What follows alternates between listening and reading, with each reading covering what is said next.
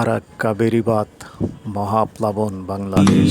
All decision পাশের বাংলাদেশ রাষ্ট্র BD. Bharat থেকে প্রতি বছর আমাদের উত্তরবঙ্গ দিয়ে এবং ফারাক্কার বাঁধ ভেঙে যখন পানি চলে আসে, তখন অতিরিক্ত পানির চাপ হলে তখন ভারত সরকার এই পানি ছাড়তে বাধ্য হয়ে যায়, আর তখনই বাংলাদেশের জন্য মহাপ্লাবন তৈরি হয়।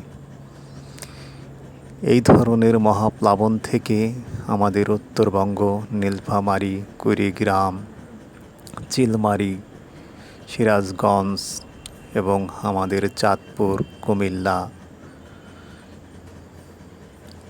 আমাদের পদ্মা, যমুনা, মেঘনা এগুলো শাখায় শাখায় পানিতে ভরে যায়। প্রতি বছর এই দুর্ভিক্ষের পরিচয় দিয়ে হাজার হাজার মানুষের ক্ষতিগ্রস্ত। এভাবে এই ক্ষতি কাটিয়ে ওঠা মানুষের জন্য একটা ভয়াবহ পরিণতি ডেকে আনে। আমরা চাইলে আমাদের দেশের গভর্নমেন্ট এবং আন্তর্জাতিক পর্যায়ে এটা বসে ঠিক করা যায়। নদী সংস্কার কাজ যদি ঠিকমতো করা হয়, নদী সংস্কার যে পানি উন্নয়ন বোর্ড আছে তারা মিলেমিশে যদি প্রত্যেকটা দেশের গভর্নমেন্টের সাথে বসে যদি এগুলোকে ঠিক করা হয়, তাহলে জনজীবনে আর এইভাবে যেন প্রভাব না পড়ে সেদিকে যদি খেয়াল রাখতো, তাহলে মনে হয় প্রতি বছর এই ধরনের প্লাবন আমাদের দেখতে হতো না।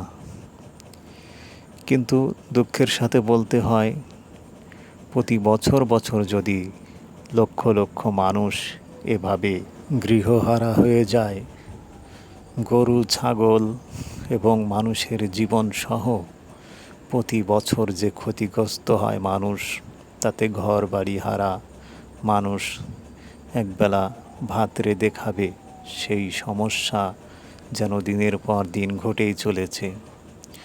নদীবন্দর সমূহগুলো সংস্কারের কাজ ঠিকমতো যদি বেড়িবাঁধ দিয়ে ঠিক করা হয়, এগুলো কোন পথে প্লাবিত করলে মানুষের জনজীবনটা ভালো হবে, সে ব্যাপারে যদি গভর্নমেন্ট বসে একটা আলাপ আলোচনা করা হতো, তাহলে মনে হয় প্রতি বছর এটা আমাদের দেখতে হতো না।